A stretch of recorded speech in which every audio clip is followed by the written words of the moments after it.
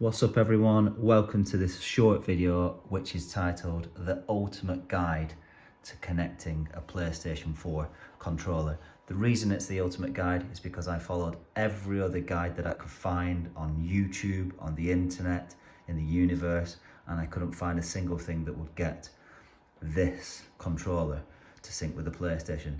As you'll see now, I've got a controller which is showing the white flash of death, and I've got a controller over there which just this second I've managed to sync. So how did I do it? I didn't have a controller connected to my PlayStation 4, so that ruled out 90% of the solutions out there on the internet. I couldn't just simply go into the settings. Likewise, I wasn't able to connect via Bluetooth, and I wasn't able to connect via the PlayStation Remote Play app, because my PlayStation wasn't signed into PlayStation Network, therefore I couldn't access the code that it sends you, which was an absolute pain. I tried everything on manual resets, super resets on the PlayStation, 2 beeps, 3 beeps, did it with the HDMI cable out, did it on the third Sabbath of the month, you name it, I tried it. So how did I do it?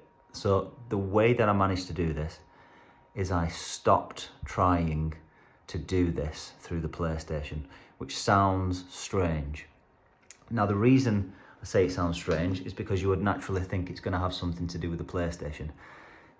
In an indirect way it did. However, what I did is I accessed the settings on my smart television. Now again, 95% of TVs out there that have got PlayStations connected are probably going to have smart functionality. This is a Sony Bravia for what it's worth, so the settings will be different, but the notion should be the same.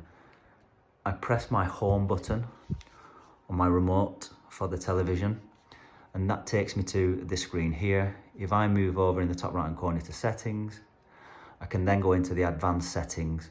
So where I go on the Sony Bravia, it will differ from television to television, but if I go to external inputs, I can then go to the Bravia's sync settings and sync control. So you'll see that sync control is on. Sync control allows me to access a third-party device and manipulate it with this controller. Now, of my list of devices that I've managed to sync, I previously had nothing, and now you'll see that I can enable a PlayStation 4. Once the PlayStation 4 comes up as enabled, that then allows me to go to my PlayStation 4, and all of a sudden I'm in. From this point onwards, what I then do is I go to the standard solution that you find as a last resort on the internet, which is to go to your devices, Bluetooth devices, and then register, as you can see at the top there, the Dualshock Controller. That's by the usual syncing processes that you'll see in other videos. I hope that saves some people's sanity, more so than it did mine. That's your ultimate guide.